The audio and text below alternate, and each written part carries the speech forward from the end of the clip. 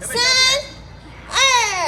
1，请出发！鸣枪起跑，号称最猛的台南400趣味路跑热闹登场，不止毛毛虫咖波来到现场，市长黄伟哲也来帮跑者加油打气。路跑是跑出健康，跑出趣味，大家很开心。这个不是马拉松的竞赛，这次分为3.5公里的半装组和8.8公里的吉祥物组，加起来总共4000多人参加。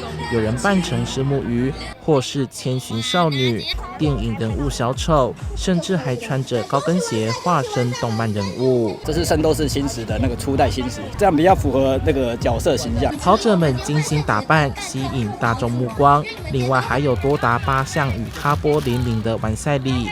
但却有民众发现没拿到钥匙圈和奖牌，连衣服的设计也有问题，在网络上引发讨论。为了卡波而来，原本的图案设计比较好看啊，这次的 logo 图有点太小了。体育局回应，衣服设计有先在网络上进行投票，美感也是个人所好。